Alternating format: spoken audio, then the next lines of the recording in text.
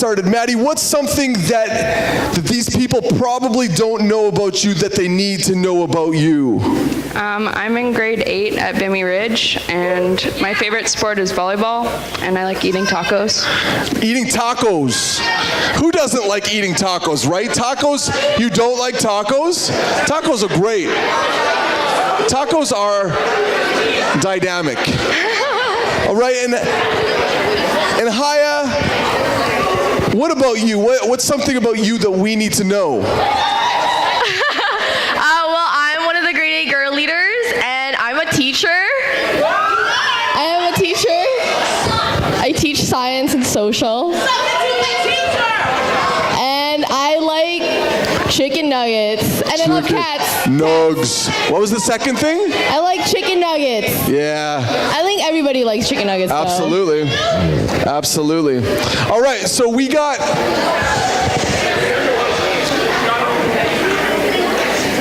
a little something for you.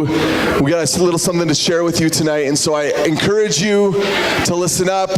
We'll keep it short. We'll keep it sweet. We'll send you off to your small groups to hang out, to enjoy some time together, some snacks, and have some free time at the end of the night. So we're going to start off. Haya's going to start us off telling us a little bit about her story. Haya, take it away. Okay, so I don't know about you guys, who else here has a sibling, but I have a sibling, right? Who else here has a sibling? Yeah, right? So there's some days, they're good days where, you love your brother, your sister. There's some days where you just you don't like them, right? But this story's not about that, okay? So around 2011, my brother was diagnosed with leukemia. What's that? So if you don't know what leukemia is a type of cancer. Okay, so he, it was so surprising for us because, he's this athletic boy, super healthy, like he ate a lot better than I did. So we were all super surprised when, he got diagnosed with that. So for cancer, you have to go through chemotherapy. So chemotherapy, that means they're just putting a lot of drugs and medicine in your body to try and get rid of those cancer cells. So, thank God it worked, right? It worked for a solid 6 months. And he got back to school, and he got to hang out with friends again. It was normal for 6 months. After that 6-month mark, the cancer came back. And it was stronger this time. And the doctor said, the chemotherapy is not going to work anymore. You guys have to do a bone marrow transplant now. And we can't do that in Edmonton, so we had to move to Calgary. So in Calgary, there's a place called Ronald McDonald House, and that's where all the kids who are from out of town, that's where their family and the sick kids are going to stay while they're getting treatment. So that's where my mom and my brother stayed, while my dad and I stayed in Edmonton, and then we would come and go during the weekends and visit them. So for the bone marrow transplant to work, you needed someone to have a match, right? And so they tested my parents, they tested me, and it was 0 match. Okay, and so they've searched all across Canada, they've searched all across the US, there's nothing, 0 matches. Then they had to take it up to international level. So they've looked at other countries in Asia, in Europe, and all the other continents out there. And they got one match out of the whole world. And it wasn't even a perfect match, it was a 7 out of 10 match. And we had no other option. The doctor said, you guys just gotta risk it. You guys gotta go through the bone marrow transplant and see what happens. Right, so at that time, we were trying to figure it out. Do we go through this transplant? Do we not? Because we have no other choice. And we were starting to question God. Okay, God, why have you put us in this situation? Why have you done this to a grade 7 boy? Why was he diagnosed with cancer? Why was there only one match? How come I wasn't a match? So we went through the bone marrow transplant, And it was painful. It was painful for my brother. It was painful for my family to see him go through that. And it worked. So the 7 out of 10 match worked, but not for long. It only worked for maybe a month or two. After those 2 months, his organs started to fail one by one. And it was so hard to see him in the hospital because, he could, from someone who was super energetic and super athletic, he was just lying down on the bed, could barely talk, could barely write. And it was painful for me to just babysit him because I could barely talk to him. So at that time, my whole family and I, I've mentioned it, we were angry at God because, why would he put us in that situation? Like, what have we done to get such, a bad experience? And then, everyone says God is, the greatest healer. He'll heal all sickness. But, at 14 years old, my brother passed away. At 14. I think that's, grade 8. And so when my brother passed away, we're back at that position of, okay, so what now? Does God not love us? Did we do something super terrible in our life that we kind of got this karma back? So yeah, and then I'll kind of talk about that later too. Most of you probably haven't lost a sibling. But no matter who you are, you've all faced this situation that's brought you trouble. Maybe it's even felt chaotic, like life is totally out of control. Maybe you've been in that situation where you've wondered, what is God even up to? If he's even real. So one of my favorite parts of the Bible is Mark 4:35 to 41. It's a story about Jesus and some of his best friends. They take a boat trip across the lake, but things get a little bit out of control. Now let's read it. On that day, when evening had come, he said to them, "Let us go across to the other side." And leaving the crowd, they took him with them in the boat, just as he was. And the other boats were with him. And a great windstorm arose, and the waves were breaking into the boat, so that the boat was already filling. But he was in the stern, asleep on a cushion. And they woke him and said to him, "Teacher, do you not care that we are perishing?" And he awoke and rebuked the wind and said to the sea, "Peace, be still." And the wind ceased, and there was a great calm. He said to them, "Why are you so afraid? Have you still no faith?" And they were filled with great fear and said to one another, "Who then is this, that even the wind and the sea obey him?" One of the parts I love about this story is that while the storm is going on, Jesus was sleeping comfortably in the back of the boat, while the disciples were totally freaking out, thinking they would die. Talk about two extremes. The Bible also makes a point that when you rest in the Lord, you are filled with peace.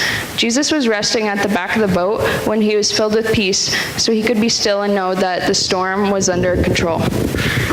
Yeah, so often we face these storms, these problems, these hardships that we're going through in our life, and the first thing we do is, we freak out like what the disciples did. And now, we vent on social media, you subtweet your friends, or you post on Instagram captioning like, "Oh, you deserve better friends," when the photo doesn't really relate to it, right?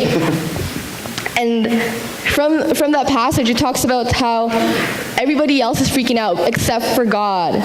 Okay, he's right there the whole time. He's just chilling. He's like, "Dude, I got this. You don't need to be freaking out." Jesus sleeping on the boat in that situation, all the problems we're going through, it seems like it's so huge for us, and it seems like we're gonna die and we're just freaking out like crazy. But what you need to understand is that God, has that situation under control. That's why he's not freaking out in that situation. Another thing I like about the story is that even more than Jesus fixing the problem, calming the storm, Jesus was on the boat with the disciples through the storm. While the disciples were distressed, Jesus was getting rest. He didn't worry at all. You need to know that you're never alone, never. No matter what kind of storm or problem you face, Jesus is right there with you. Jesus is on your boat. We realize that in a room like this, there are a lot of things that each one of you could be facing. Lots of different kinds of situations that junior highs face. Like maybe for you, it's family problems. Maybe there's a health concern. Someone in your family is sick, like Haya's family. Maybe you're facing peer pressure or bullying. Maybe your grades at school suck and you study and you study and you still can't seem to get it right. Maybe for you, you're facing these temptations and you feel like you're all alone, like you're the only one facing these things. And as much as you try to say no, you try to resist the temptation, they get you every time. Maybe you're facing drama with friends. I'm not sure what it is you're going through, but I know that every single one of us faces these kinds of storms. They face these situations that feel like they could be out of control. And the biggest thing that the three of us wanted to communicate with you guys is to know that you are not alone. That Jesus is with you through every single storm that you face, and he's going to carry you through. And you need to know this, that we may not understand everything that's going on. We may not understand why it's happening or what it's going to bring about in the future, but you do need to know that we can trust God. Nothing that we face is too big for him. So going back to my story with my brother and my family, we were obviously getting mad at him. We were obviously getting mad at God and just questioning his plan for us. But throughout that time, I still learned that I can still be thankful to being in that situation. We've met so many people along the way who kind of acted as our spiritual counselors, and they've given us, what would Jesus do in that situation? They acted as those really good friends. And out of that situation, when my brother passed away, my parents and I got closer, a lot closer, because we had to stick together and, come together as this one unit and support each other. Right? And, honestly, I don't think I would be up here right now if God hasn't given me, the strength and the courage to share my story. I don't think I would be even doing youth, for that matter. One of the reasons I do youth is because to reach out to these young kids and pour into their lives the way I could have done for my brother. Right? And then there's a story in the Bible about Joseph, and he has gone through so many things in his life. His brothers sold him to slavery. He went to jail, and there's just so many things. I recommend you guys reading it. But from those readings, from Joseph's story, I learned that whatever we all go through seasons of hardships and just really tough time, but what Joseph did in his situation and what I did in that situation is I remained faithful in him. I trusted him that the struggles I was facing at that time is just going to make me stronger for the other struggles I'm going to face down the road. And that is true. I've seen that happen.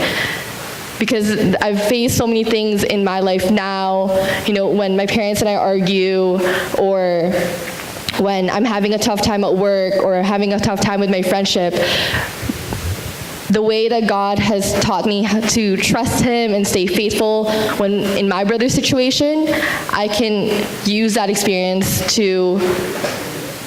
for the struggles I'm facing right now or down the road. So when we get this, when we fully understand that there's no storm, there's nothing that's too big, that God is always with us, that he's always got our backs, when we really begin to understand this, man, it's cool how we sense this peace. When you're going through those storms, you sense that God is with me. I may not understand what's going on. I may not understand what the heck is happening, but I can understand that God's with me, and that brings such a calm to your heart. See, Jesus calmed the literal storm, the waves went from absolutely we're gonna die to completely calm. And God can make, no matter, he may not take away the situation, but he can bring that kind of calm to your heart and to your life. You don't need to freak out because you know that God is in control. And check it out, like if the disciples understood that, I think the outcome of the story might look a little bit different. Instead of freaking out like they were about to die, they would have gone to Jesus and said, hey, the storm's kind of kicking our butt here and we're a little bit nervous, but we know that you have all the power, so how about you just tell these winds to chill, okay? Got that, Jesus? Like, that'd be cool. Like, they would have had a greater calm as they faced the storm that was going all around them. And we can have a peace like that. We can have that strength and that calm, knowing that no matter what storm we face, God's got your back. That peace can absolutely transform your life. And it can also transform others too. So now I'll tell you guys a little story about my friend's mom. So about a year ago, my friend's mom was diagnosed with cancer. As soon as I heard the news, I knew I had to support my friend and help her keep her faith strong. I saw Mark 11:24, which says, "Therefore I tell you, whatever you ask for in prayer, believe that you will have received it, and it will be yours." I was suddenly filled with faith that God would calm the storm. I tried my hardest to encourage her and to send her daily Bible verses. I prayed and believed with all my heart that her mom would be healed. A few weeks ago, I heard that my friend's mom was healed. She is now cancer-free. God heard our prayers and is with us through it all, and answered our prayers. So yeah, I feel like if we get what Kevin and Maddie have been saying, we'll have this faith that will allow us to take big risk. Maybe you guys are afraid to share your faith to your peers. And maybe you're afraid of being judged because you're a Christian and they're going to make fun of you. But know that you don't need to fear failure because, from the story, from the disciples, God's got their back. And God's got your backs too. When you're sharing the word with your friends or just strangers at your school, God's there with you. He's not going to leave you alone. In this life, every single one of us will go through a storm. Every single one of us will face these situations that feel absolutely out of control. And you need to know that when you face those things, you are not alone. You can trust Jesus with every single situation you face, whatever you go through. So we made up these little cards for you to take home and to remember to trust in God. So the cards, which we'll have up eventually. They're coming. Yeah. Okay, nice. So they have Romans 8:28 on them. And it says, "And we know that for those who love God, all things work together for good, for those who are called according to his purpose." So put it wherever you'll see it. On your mirror, as the background on your phone, on your fridge, or on your nightstand, in your locker, wherever you'll see it, and read it every day this week. Oh, and so yeah, Romans 8:28 is one of my verses that I really like. And the verse talks about how God works for the good, because he loves us, and in my situation, even though my brother still passed away, even though that storm, never fixed itself, God still worked together in my life. I'm still here. I'm sharing my story with you guys. And, he still blessed me and my family in ways that I can't even imagine. So that's why I really love that verse, because no matter what you're going through right now, know that God is going to work for the good. He's going to tie it all up together because he loves you so much. So, like Maddie said, we printed up these cards for you to take home to remember that no matter what your storm, Jesus is always with you through it all. So we're going to have these here at the front with that Romans 8:28 verse. And I'd like we've got enough, I believe, for every single one of you to come grab one. So I'd like you to come up and grab one of these cards. And maybe you're facing a storm right now that just feels like it's out of control. like it feels like it's more than you can bear, we wanted to take an opportunity to pray for you. So here's the deal. If you want to come up and grab one of these cards, that'd be awesome. And if you're right now going through a storm, when you get back to your seat, I'd like you to just stay standing. We're going to pray for you after it's all said and done, okay? If this is something that you know that you'll face someday, but right now maybe you're not facing a storm, you can have a seat, that's cool. But if right now, if today, this week, you're facing something that you'd say, man, I need someone to pray for me, I'd like you to exercise a little bit of extra courage and just stay standing when you get back to your seat. You guys think you can do that? Come up and grab these cards, and then we'll pray for you guys.